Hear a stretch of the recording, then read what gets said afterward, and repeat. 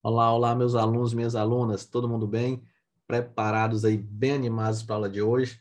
Então vamos lá, dando continuidade ao nosso estudo da legislação específica para o Tribunal de Justiça do Piauí, essa aula aqui de organização judiciária. Vamos trabalhar com tópicos aí muito importantes, que é sobre o juiz leigo, juiz de paz, juizado especial, tribunal do júri, oficiais de justiça, distribuidores, avaliadores. Então, vários tópicos aqui importantes para a prova de vocês. Quem está com a apostila aí, legislação específica, pode ir acompanhando pelo material, e quem não tem a apostila pode ir acompanhando pelo slide, beleza? Então vamos lá. Tratar aqui sobre o juiz leigo e conciliador. Primeira coisa, né? Você, juiz leigo, aí você já fica, meu Deus, quantos juízes são esses, né? Professor, me diga logo aí quantos juízes é que tem? Na realidade, na nossa legislação, você vai encontrar isso daqui.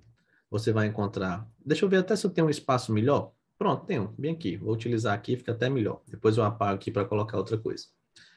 Você vai encontrar o juiz de direito. Você vai encontrar o juiz de direito adjunto, ou também pode ser chamado substituto. Muitas vezes, o adjunto é um termo mais antigo, o substituto já é o termo mais atual. Você vai encontrar o juiz de paz e o juiz leigo. E aí você fica, e agora? Quantos juízes aí que eu tenho?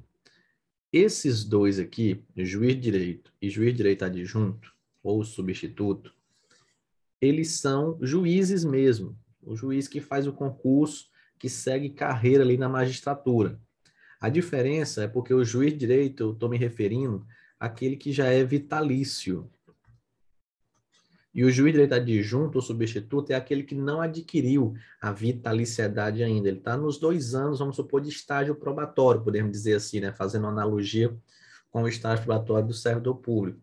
Lembrando que o juiz tem vitaliciedade, que é adquirida após 2 anos, que é diferente da estabilidade, que é com 3 anos. Então, o juiz de direito, quando a lei fala isso, está se referindo àquele juiz que já é vitalício, que já passou pelos 2 anos, normalmente é titular de uma comarca. Já o juiz de direito adjunto ou substituto, ele ainda está no estágio probatório.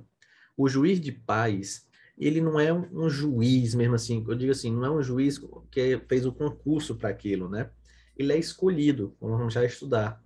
E a função dele está relacionada basicamente, passei aqui, deixa eu voltar, basicamente com casamento. Então, essa é a função do juiz de paz, é fazer, realizar casamentos normalmente aí, beleza? Então, cuidado com esse ponto. Ele é uma pessoa que vai ficar ali por 4 anos, é escolhida, é remunerado por isso. Você pode ser escolhido para ser juiz de paz. Eu posso ser escolhido. É uma escolha que é feita.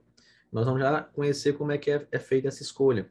E aí a pessoa fica ali responsável por realizar esses casamentos, que é chamado casamento no civil, né? Então, casamento religioso feito pela religião, e tem um casamento civil. E o civil é feito pelo juiz de paz.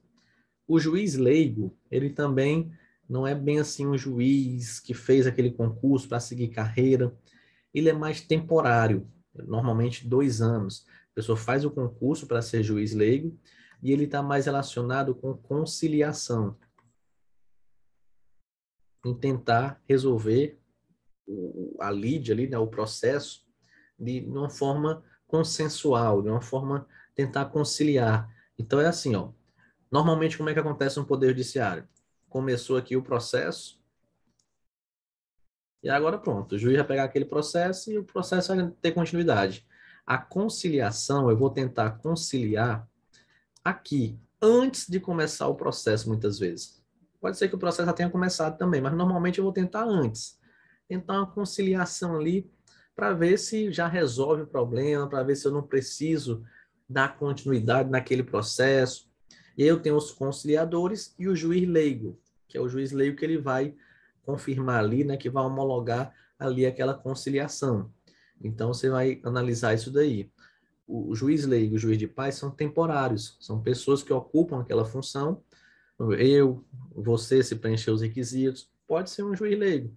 Só que é por um tempo, depois sai e acabou, vida normal. Já a pessoa que é juiz de direito, ela fez o concurso para aquilo, então ela vai seguir a vida dela como juiz de direito, só se ela sair. Mas se não sair, ela vai continuar como juiz de direito, tranquilo? Então, cuidado para você não confundir isso daqui. E aí, nossa lei, ela fala muito pouco sobre o juiz leigo e o conciliador. O que fala é aqui no artigo 10A da Lei de Organização Judiciária, em que ela vai falar que os juizados especiais cíveis, criminais, da Fazenda Pública, Justiça Móvel de Trânsito e da Justiça Itinerante terão em sua composição aí 2 juiz leigos e conciliadores, e aqui vai trazer várias situações.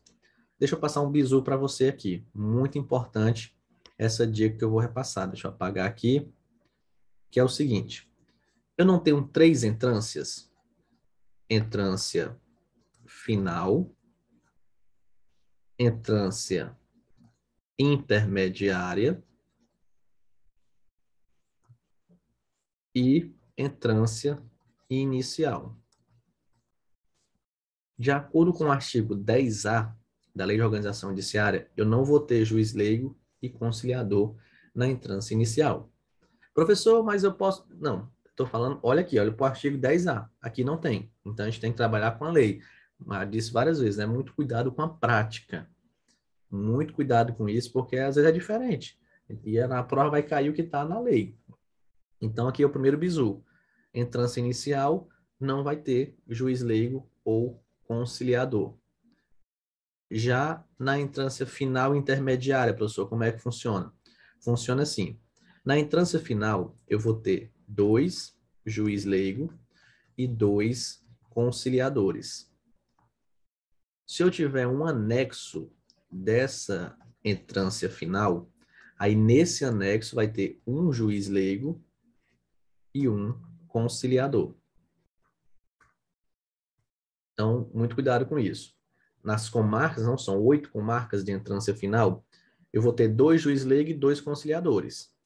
Se eu tiver um anexo, não, tenho aqui a comarca de Parnaíba e a comarca tem um anexo, tem um outro prédio ali.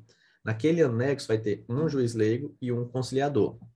Nas comarcas de entrância intermediária, eu vou ter um juiz leigo e um conciliador. Isso daqui tanto na sede como nos anexos. Tanto faz. Vai ser 1 e 1. Um juiz leigo e um conciliador, tanto na sede como nos anexos. Na entrância final, tem diferença, né? Agora, a lei vai falar de outras 2 justiças, que é a justiça móvel de trânsito e a justiça itinerante. A justiça móvel de trânsito, ela está relacionada aí com acidentes de trânsito, com a parte realmente do trânsito. E a justiça itinerante, acho que já deve ter falado em algumas outras aulas, mas se não falei, é uma justiça que está relacionada aí com o próprio nome já diz, itinerante. Ela fica, é um ônibus, um caminhão da justiça, né? Uma comitiva da justiça que chega em determinado local, então chega numa cidade, pega ali a praça, um estádio, um local público ali, e bora, pessoal, resolve coisas simples, às vezes casamentos, divórcios, coisas mais simples, a justiça vai lá resolver. Coisa que a pessoa às vezes, muito tempo que eu quero me divorciar, mas eu não tenho um contrato, um advogado, né? Não tenho possibilidade de ir na justiça, enfim, às vezes a pessoa pensa que é uma coisa bem complicada, às vezes é bem simples, mas a pessoa às vezes não tem um conhecimento, acha que é difícil, né? Aí chega a justiça itinerante lá e diz, bora, divórcio aqui, bora fazer. E às vezes faz divórcio, faz casamentos, faz diversas situações. E aí na justiça móvel de trânsito, eu vou ter 2 juiz leigo e 5 conciliadores.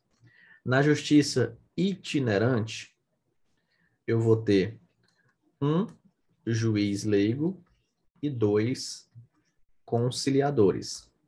Vamos agora para os bizus. Aqui já é um bizu. Você ter esse material aqui copiadinho já é uma dica, mas outra dica aqui.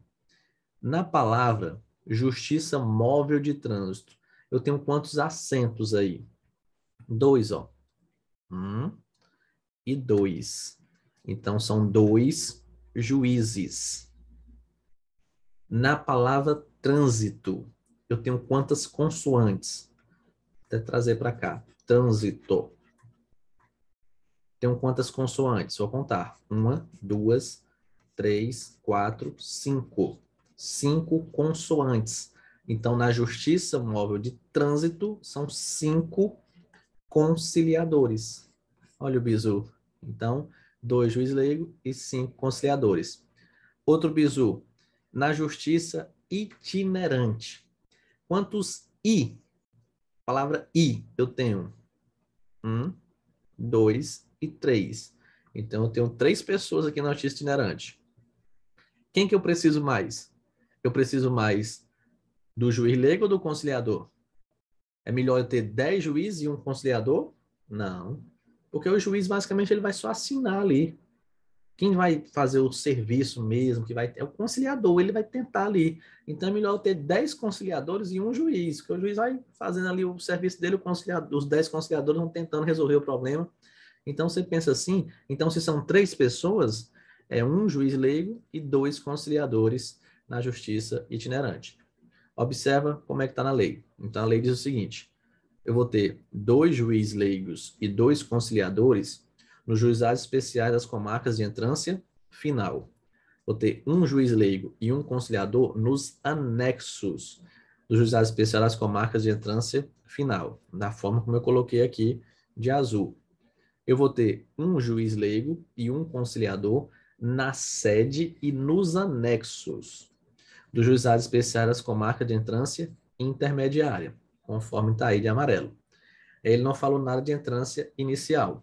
Aí no item 4 ele fala 2 juízes leigos e 5 conciliadores na sede da Justiça Móvel de Trânsito.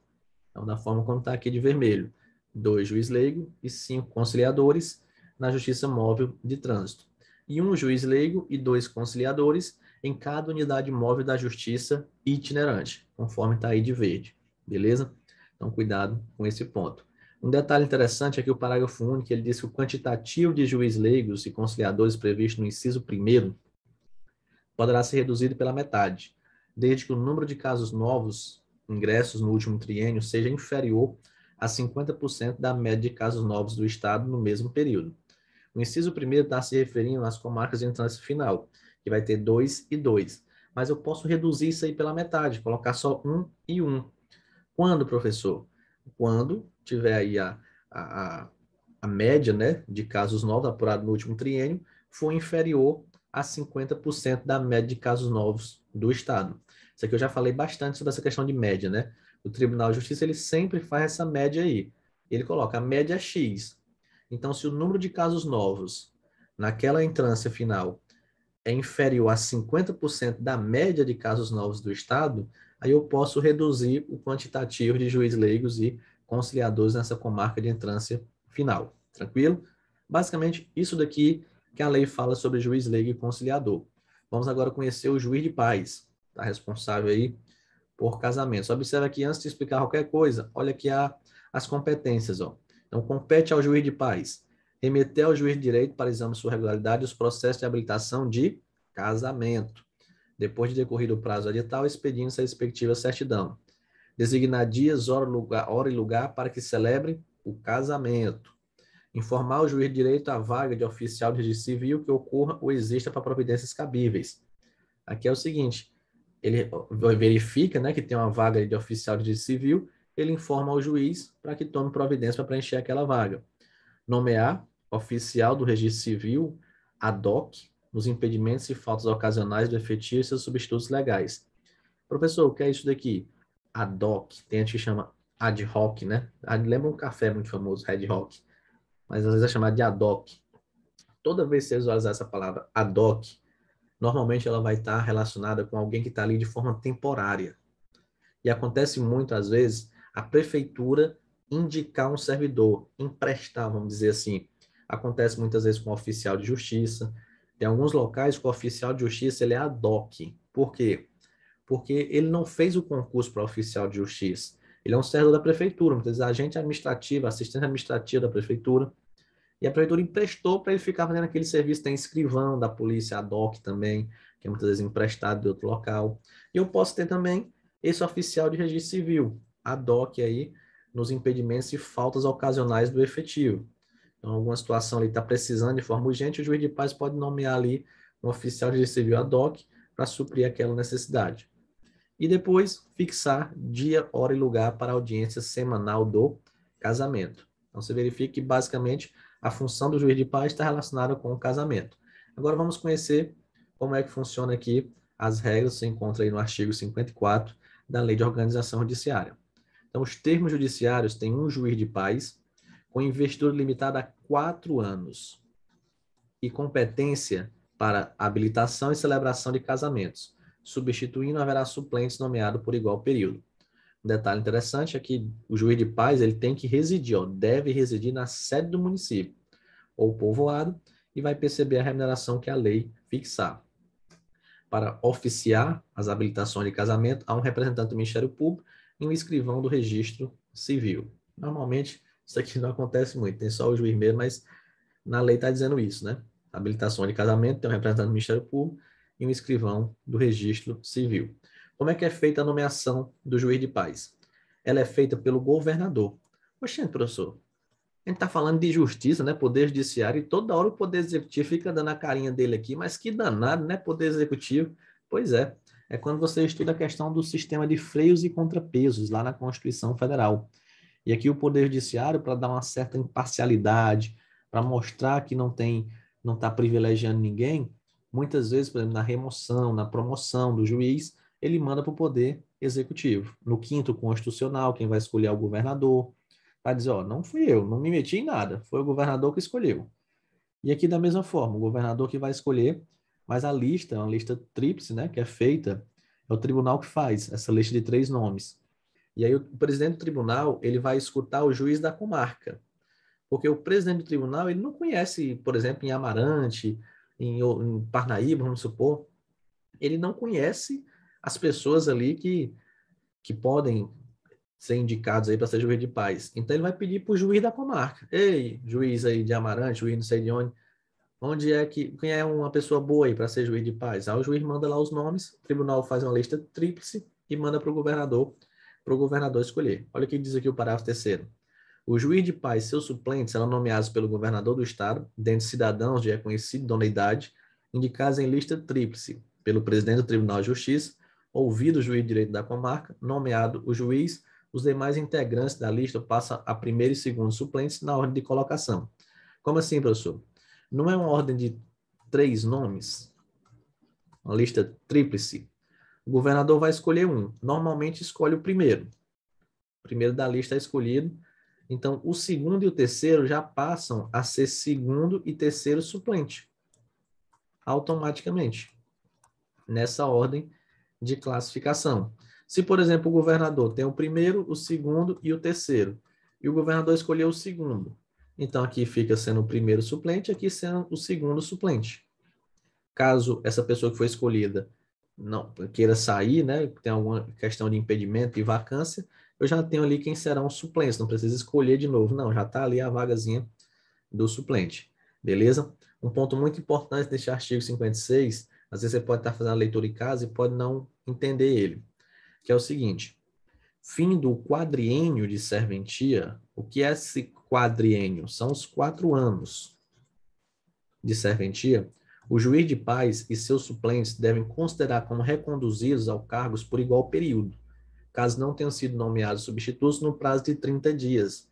Em caso de substituição, aguardam nas funções a posse dos seus sucessores.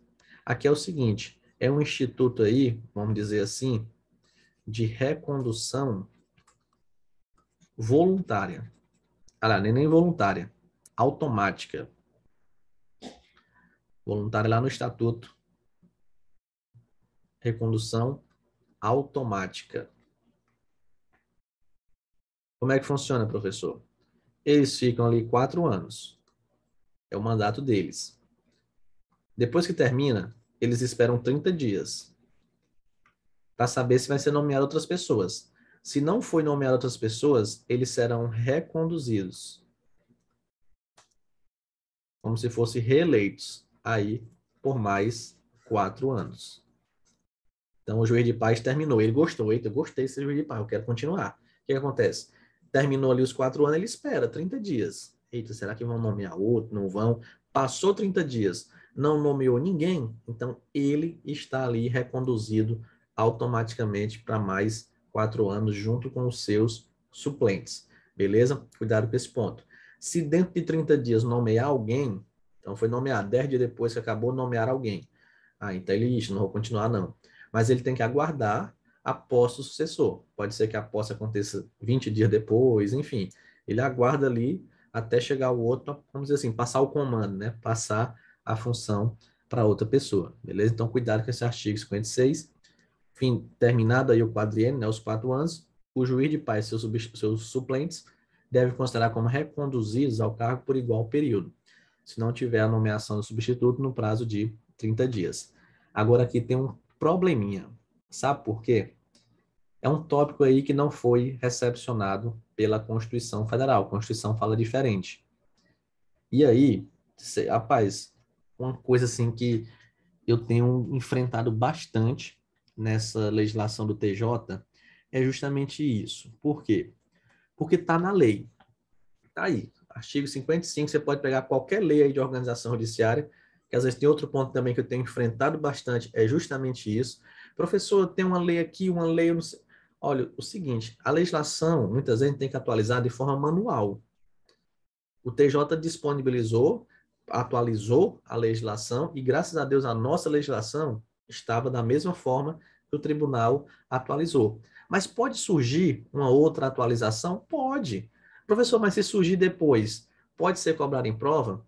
Eu falo surgir, não é nem ser aprovada agora, porque se surgir, se for feita alguma alteração hoje, por exemplo, depois de tal, ela não pode ser cobrada em prova, pelo menos em regra. Eu digo surgir é porque tem leis perdidas por aí. Então, pode ser que exista uma lei substituindo algum artigo aí da legislação que nem o tribunal, nem eu, nem ninguém encontrou essa lei. Aí depois encontra. Mas o seguinte, nessa altura do campeonato, dificilmente vai acontecer. Podem ficar tranquilos. Nessa altura do campeonato, dificilmente vai acontecer uma situação dessa. Então, o que tem na lei é isso daqui. Eu, como professor, eu não poderia chegar por exemplo, não, ó, esqueçam isso daqui, viu? Ó, a Constituição fala diferente, esqueça. Aí vai que a prova cobra. Como tem prova que cobra, né?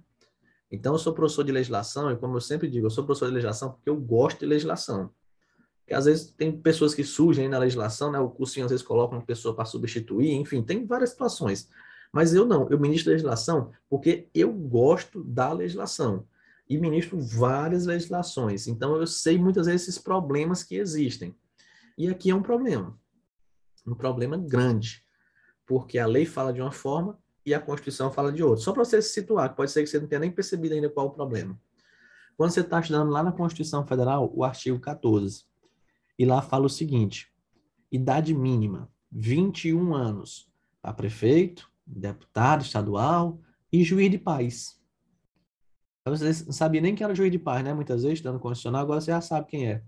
Então lá fala idade mínima de 21 anos. Só que a lei fala idade superior a 25 anos. Então, para mim, a melhor coisa é dizer, não estudo não, isso aqui esquece. Aí vai que cai. Eu não posso fazer isso. Então, o que que vocês têm que fazer no estudo de vocês? Uma situação como essa, você tem que colocar lado a lado. Você tem que estar estudando e colocar, na Constituição é 21 anos, a idade mínima. Por quê? Porque vai depender do enunciado da questão. Se a questão falar de acordo com a lei de organização judiciária, idade superior a 25 anos. Se a questão falar de acordo com a Constituição Federal, idade mínima de 21 anos. O ideal é a banca nem cobrar isso daqui, porque realmente tem a divergência, quem é que manda mais? Quem manda mais é a Constituição. Mas, às vezes, acontece da banca cobrar de forma literal, né? Ctrl+C, Ctrl+V, às vezes não observa que tem uma divergência dessa daqui, e acaba considerando a questão como correta, e acaba não anulando a questão. Anular a questão de prova não é coisa fácil, não. Não vai achar que você vai errar uma questão dessa daqui, a Constituição fala diferente, eu vou lá e vou anular. Não, porque tem vários concursos que mantêm o gabarito. Por quê? Porque ele diz assim, na lei está desse jeito. E realmente tem um certo sentido. Por quê? Porque se aqui na lei tivesse assim, no artigo 55 da lei falando, o céu é verde, e a prova cobrasse, de acordo com a lei de organização judiciária, o céu é verde. Tá certo. É igual um livro, é igual interpretação em português. Quando você vai interpretar um texto em português, você não interpreta com base naquele texto? Às vezes tem coisa ali que não acontece na realidade, mas o texto não está dizendo. E quando você vai interpretar, você não interpreta com base no texto. Então, às vezes, a banca pode pensar dessa forma. Não, estou interpretando com base na lei. Não quero saber o que acontece na prática. Então, na lei diz isso. Então, por isso, vocês têm que tomar cuidado. E sempre que eu encontro um tema desse, né, um tema divergente, eu estou destacando, reforçando a importância, porque às vezes, o que acontece? Eu já fui aluno também, sou aluno, né? Ninguém deixa de ser aluno. A gente sempre está estudando para alguma coisa. Então, às vezes a gente quer colocar na cabeça algumas facilidades, isso até ajuda, tipo, você coloca, juiz de paz, 21 anos, ou então você, juiz de paz, idade superior a 25 anos, e acha que aquilo ali vai cair para mim 10 leis, tudo da mesma forma. Não, não é assim. Por exemplo, a questão de idosos. Tem lei que idoso é mais de 70 anos, tem lei que é mais de 65, tem lei que é mais de 60, e às vezes você estuda para essas, as três leis caem no concurso, e você tem que saber qual é a que está sendo cobrada ali, tranquilo? Então, fiz essa pausa aqui para falar sobre isso. Porque às vezes eu recebo muitas dúvidas, muitas perguntas. Como eu falei, essa questão de divergência. Professor, na minha lei diz que são 9 com marca de entrância final, na minha lei diz que são 10, não sei o quê. São 8 com marcas de entrância final. E como eu disse, pode ser que exista alguma coisa, alguma lei nova, mas até agora, todas as dúvidas, a legislação que foi atualizada pelo próprio Tribunal de Justiça, a nossa legislação, graças a Deus, quem fez foi eu. Foi de forma manual. Peguei e saí atualizando item por item, inciso por inciso da lei. E graças a Deus a nossa legislação ela estava da mesma forma do Tribunal de Justiça.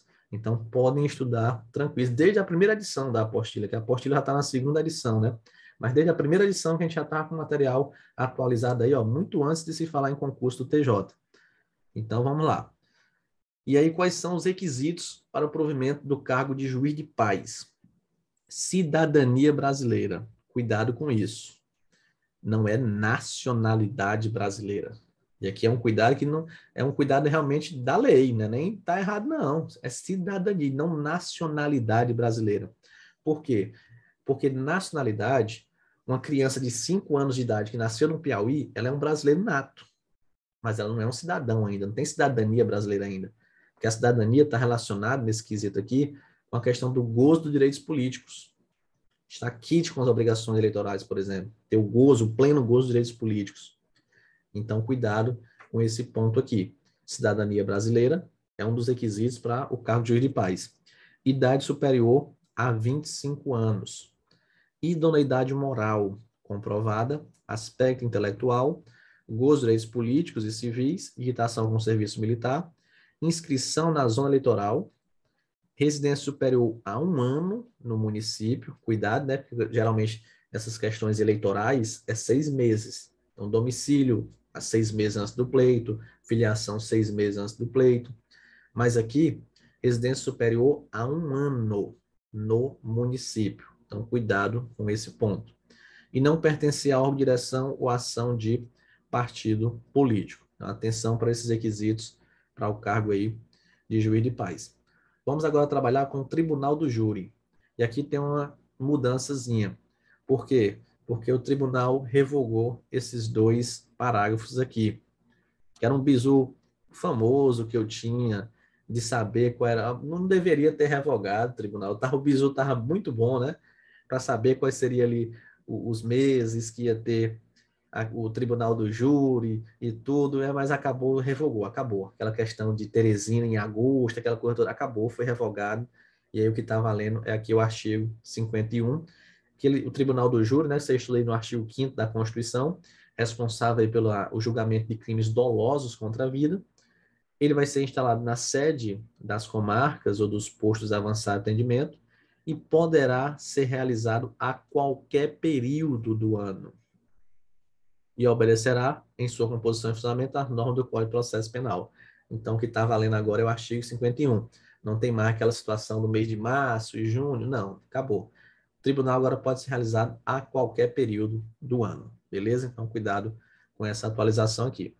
Vamos falar agora dos serviços auxiliares, artigo 89, Ele fala que esses serviços auxiliares da justiça são efetuados pela secretaria do tribunal, pelos oficiais de justiça de primeira e segunda entrância e pelos serventuários e funcionários da justiça.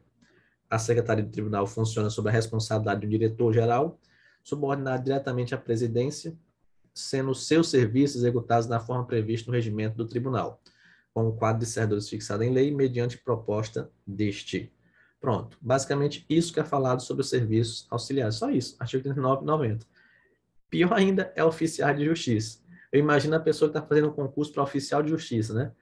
E aí chega na legislação pensando, eita, eu vou aqui conhecer várias regras do oficial de justiça, vou estudar isso, aquilo, outro. Aí chega na legislação, puf, artigo 158. Só fala sobre isso aqui, do oficial de justiça. Não trata mais, não tem uma situação mais detalhada, não fala do cargo, não fala de como é que ele vai entrar. Não, só isso aqui na lei de organização judiciária. E a pessoa fica igual aquela carinha de palhaço, né? Que às vezes tem no WhatsApp, pensando assim, eu pensei que ia estudar a minha carreira, ia ver aqui igual o do juiz, né?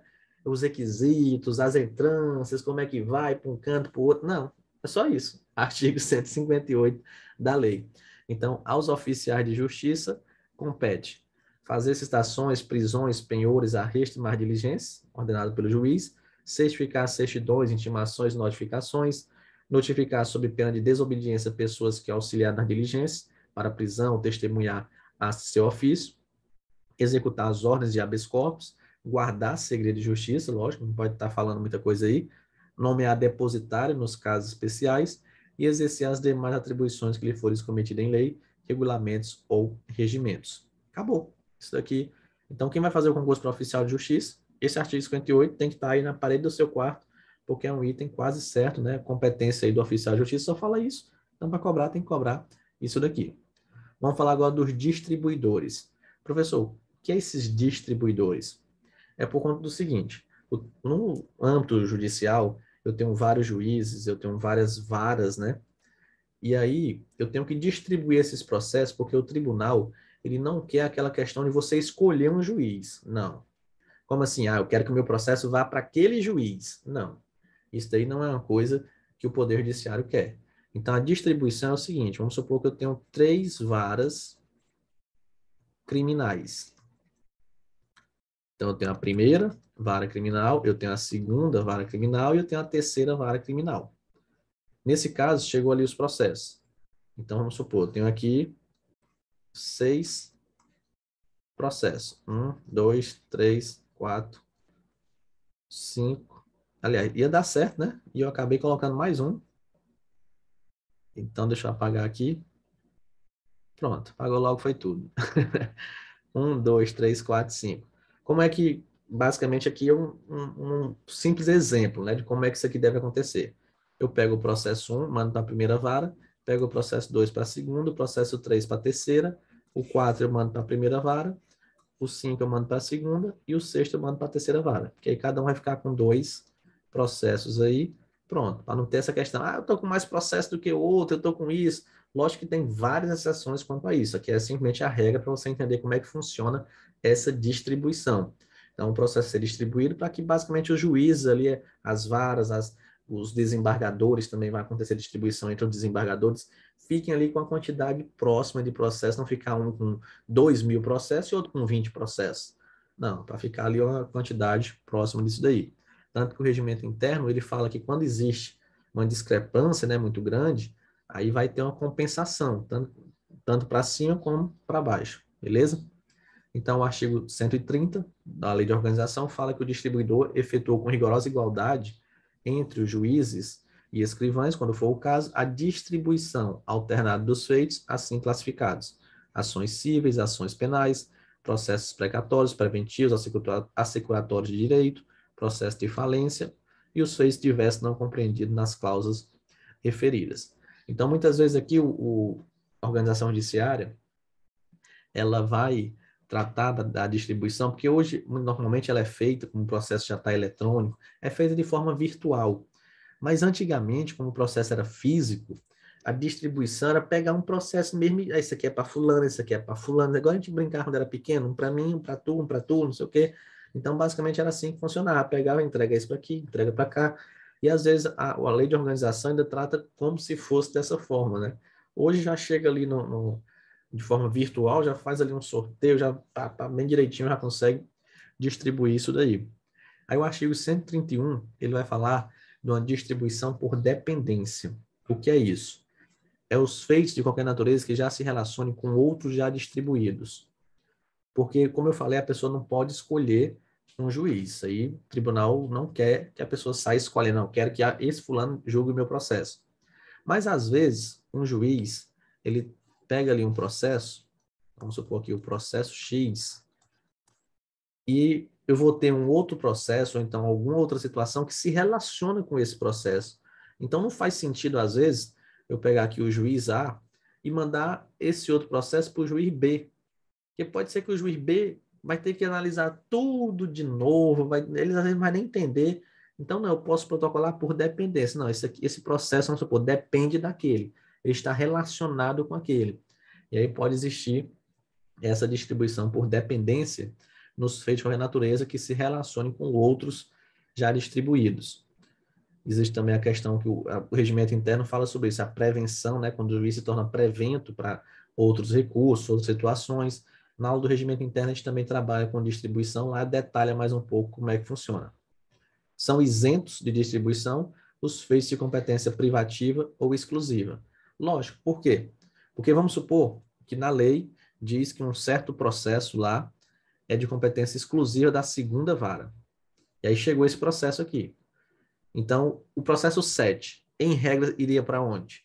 O processo 7, em regra, iria para a primeira vara, por distribuição, né? Já distribui tudo, mas aí, como é competência exclusiva da segunda, ele vai para a segunda. E aí depois eu vou compensar isso, né? Porque ela acabou ganhando um processo a mais nesse sentido, aí eu vou compensar com os processos para as outras varas. Então, nesse caso aí, são isentas distribuições os feitos de competência privativa ou exclusiva. Nos casos de competência mediante prorrogação de continência ou conexão, distribui-se por despacho do juiz por meio de averbação, que se lança em coluna especial dos livros com necessária referência ao feito principal consignado no pedido do dependente. Que muitas vezes a questão, como eu falei, quando existe, né, a questão da dependência, então chega um processo, a pessoa, não, esse processo aqui tem que estar com outro ali, ó, ele que está com o processo principal, vamos supor. Aí eu passo o processo para ele, é o que diz aí o artigo 133, e vai existir a compensação. O artigo 137 ele é muito bom de prova. Por quê? Não se distribui o feito que não for instruído com o respectivo instrumento de mandato, salvo. Instrumento de mandato, muitas vezes, é a procuração. O advogado ele precisa da procuração da pessoa, né, para poder entrar ali com a ação. Então, se não tem esse instrumento de mandato, o exemplo que eu falei aqui, a procuração do advogado, eu não vou distribuir. A regra é essa, salvo em 4 situações. Nas ações de causa própria, então, a causa é própria, o advogado está entrando em causa própria. Então, a pessoa, às vezes, pode acontecer em juizados, raríssimas exceções, mas pode acontecer da pessoa entrar com processo sem a necessidade de advogado. Também, nesse caso, não é que ela vai fazer uma procuração para ela mesma? Não vai fazer, né? Então, nesse caso, não vai ter o instrumento do mandato. Quando o autor gozar do benefício da gratuidade. Aqui fica um pouco sem lógica, assim, o que tem a ver a gratuidade com o instrumento do mandato? Mas muitas vezes é porque, como quem tem o benefício da gratuidade está numa situação, às vezes, hipossuficiente, às vezes o processo é distribuído para ajudar aquela pessoa e depois é feita a procuração, depois coloca ali, não tem nada, não, deixa quieto, distribui, mas depois o juiz manda, não, tem que colocar a procuração no processo. A única explicação lógica, basicamente, para isso, é isso daqui. Então, quando o autor gozar do benefício da gratuidade. O item C, quando o feito for promovido pelo Ministério Público.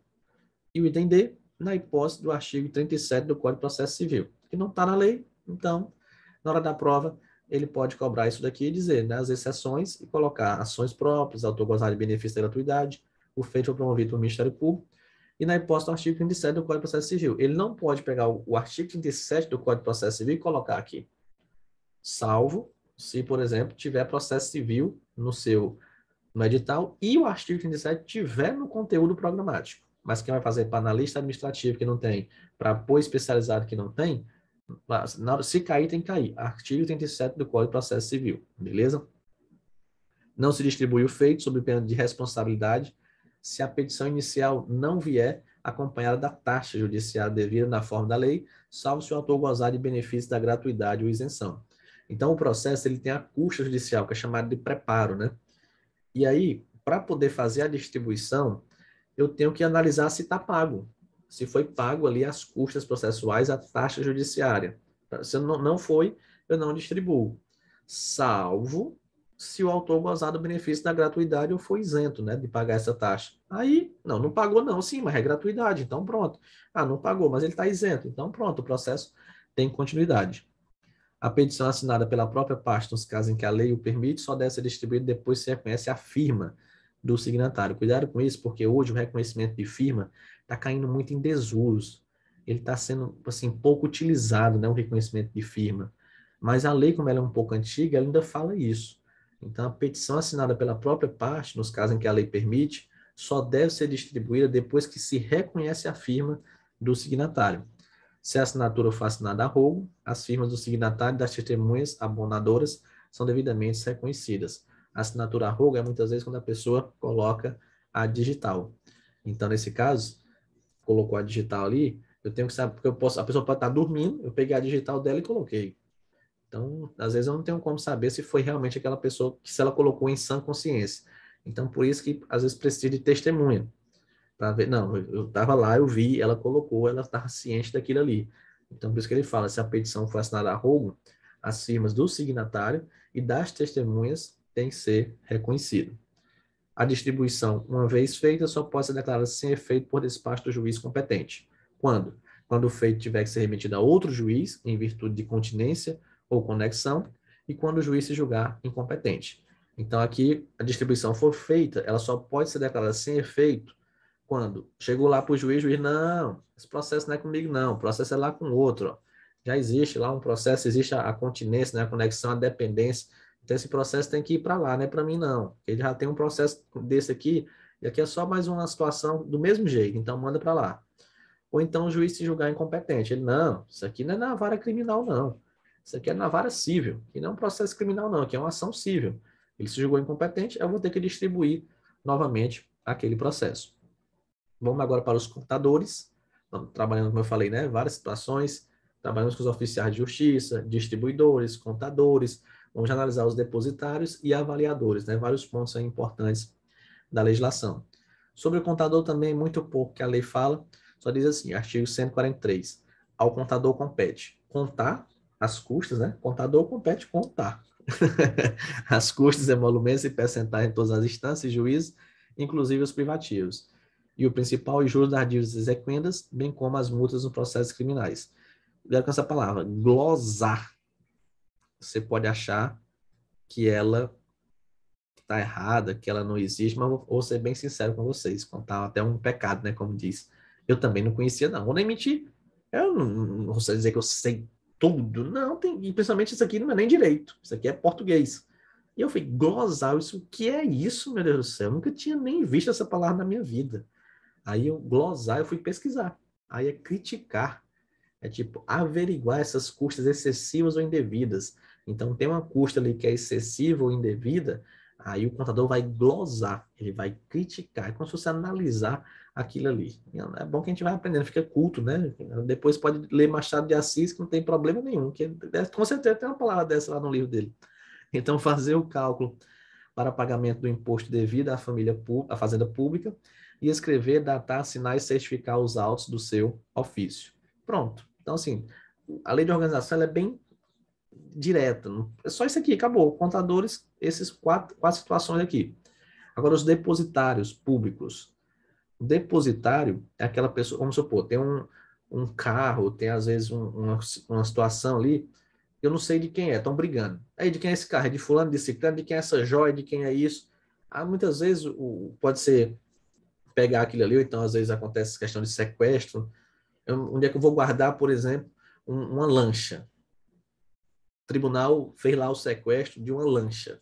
Sequestro, para quem não é da área, não é o sequestro, é uma possibilidade da justiça, tipo, pegar ali o bem da pessoa e deixar ali guardado para saber. No final, pode ser que seja liberado para a pessoa ou não, pode ser que a justiça já fique com aquele bem ali para fazer alguma ser dado algum ressarcimento, alguma coisa do tipo. Então, é quando a justiça vai lá, pega seu carro e segura. Isso é chamado sequestro dos bens. E aí, uma lancha. Mas vou botar essa lancha onde? Tamanho do mundo. Um navio, por exemplo, tamanho do mundo. E aí? Botar no tribunal? Não cabe. Como é que vai chegar no tribunal também, né? Então, pode existir esse depositário. É uma pessoa que eu vou chegar e dizer, ó, seguinte, tu tem aí uma marina, né? Um local onde fica lá as lanchas, uma coisa, e eu precisar que você fique aí com a lancha guardada. E essa pessoa vai ficar ali com aquele depósito, né? Que é chamado depositário. Então, compete aos depositários guardar e conservar todos os bens que lhe forem entregues por ordem do juiz, arrecadar os frutos e rendimentos dos bens depositados. Opa, pode ter um dinheirinho aí. Representar o juiz sobre a conveniência e necessidade de reparação e serviço indispensável para evitar a ruína ou para que não fiquem improdutivos, sobre a necessidade ou conveniência de venda e asta pública dos bens de fácil deterioração ou guarda dispendiosa. Então, ele pode chegar a juiz, ó, essa lancha aqui, ela precisa ser lavada. Se ela não for lavada, ela vai enferrujar, ela vai se acabar, então precisa de um polimento, precisa disso. Promover mesmo em juízo todos os atos e providências indispensáveis ao resguardo da posse dos bens depositados ou à conservação dos direitos das partes, especialmente para evitar a prescrição. Vocês vão lembrar de uma coisa, eu acho bom assim, quando você está estudando, principalmente às vezes quem não é da área do direito, que começa a fazer conexão, começa a fazer sentido as coisas, você com certeza já estudou para concurso o artigo 5º da Constituição Federal. E aí lá fala a questão da prisão do depositário infiel. É até uma crítica, né? A Constituição às vezes fala que pode, mas tem o pacto lá que fala que não pode, enfim, fica essa confusão às vezes na hora da prova. Tá aqui ele, ó. O depositário infiel. É a pessoa que teve aí o depósito e, por exemplo, ela pegou e vendeu aquele bem e sumiu com o bem. Então, aqui se enquadra. Não é que todo mundo é um depositário infiel. Não, eu posso ser um depositário fiel. Me deram para guardar, eu guardei. Quando precisou, eu entreguei. Pronto, show de bola. Mas o depositário infiel é aquele que desvia ali a finalidade. Beleza? Competência aí dos depositários. Solicitar ao juiz providências sobre o destino do dinheiro que houver recebido e dos bens depositados. Tipo, juiz, o que é que eu faço aqui com isso aqui? Mostrar os bens a qualquer interessado que os procure ver, ou exibi-los quando o juiz determinar. Então, o juiz pode chegar e dizer, ó, vai uma pessoa olhar aí o bem. Aí ele vai lá mostrar e prestar contas em juízo dos bens depositados e seus rendimentos. E pode ser que tenha um rendimento, né? Pode ser que seja um dinheiro, pode ser que tenha alguma coisa que vai trazer algum fruto. Então, ele vai ter que prestar contas disso daí. Entregar, mediante mandato do juiz, os bens depositados dentro de 24 horas. Cuidado com esse prazo. Então, o juiz chegou, ó, traga a lancha aí, traga o navio, traga o carro, traga, enfim. Ele vai ter que entregar dentro de 24 horas. Escriturar em livro próprio, aberto e rubricado pelo juiz, os depósitos recebidos, com a especificação de objetos, valores, nomes interessados, natureza da documentação, quando se tratar de dinheiro, e exercer demais atribuições conferidas em lei.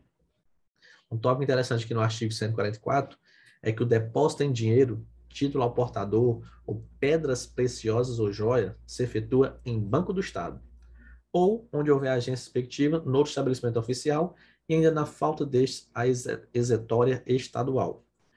Então, basicamente, o Banco do Estado não existe mais, né? Que era o BEP, Banco do Estado do Piauí, banco muito bom. Acabou basicamente todos os bancos aí do Estado, né? Pouquíssimo quem existe. Mas cair na prova, depósito em dinheiro, título aportador, pedras preciosas, vai ser feito no Banco do Estado. Ou em outro estabelecimento oficial, na falta deles, na exetória estadual. Como se fosse um depósito estadual, essa exetória estadual. Você vai pensar assim. Artigo 146. É defeso. O que é defeso, professor? É proibido aos depositários empregar em serviços próprios objetos depositados ou emprestá-los sob pena de responsabilidade criminal.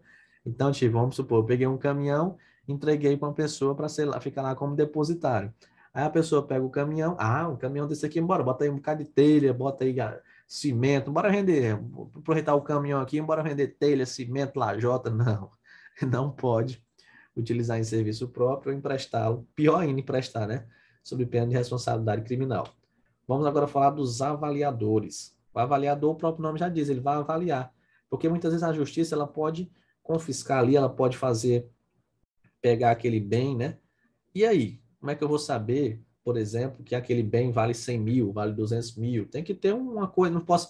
O dono da coisa, ele vai dizer que vale 300 mil. A pessoa que vai comprar diz que vale 50. E aí, mas o juiz ele tem que ter uma coisa certa, ele tem que ter uma coisa que vá realmente comprovar. Então, surge aí esses avaliadores, no artigo 147. Aos avaliadores compete avaliar os móveis e imóveis, rendimentos, direitos e ações, descrevendo cada causa com a devida individuação e fixando separadamente o respectivo valor.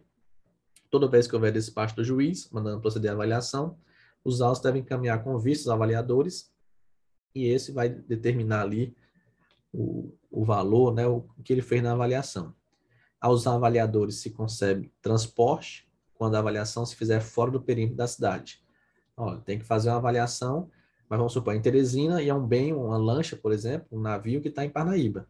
Então ele vai ter que viajar de Teresina para Parnaíba e vai ser dado para ele o transporte. Aqui o artigo 148, interessante você dar uma lida, mas ele fala o seguinte, quais são as regras, né? Então, tipo, se ele vai analisar um bem móvel, ele tem que ter atenção à matéria, tipo, não, peraí, ó, essa mesa aqui, ó, essa madeira é muito cara, a mão de obra, a utilidade, né? Porque às vezes pode ser, não, a madeira é caríssima, mas serve para quê? Não, é um botar para segurar a porta. É um peso ali de porta. Então, a utilidade não é tão grande, né? Então, pode ser que o valor não seja, ele vai analisar isso.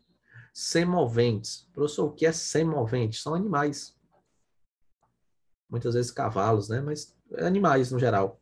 Então, semoventes, observar dificuldades, riscos da criação, idade, raça, préstimos e assim por diante. Ele vai só falar assim, o que, que ele vai fazer em cada situação dessa daí.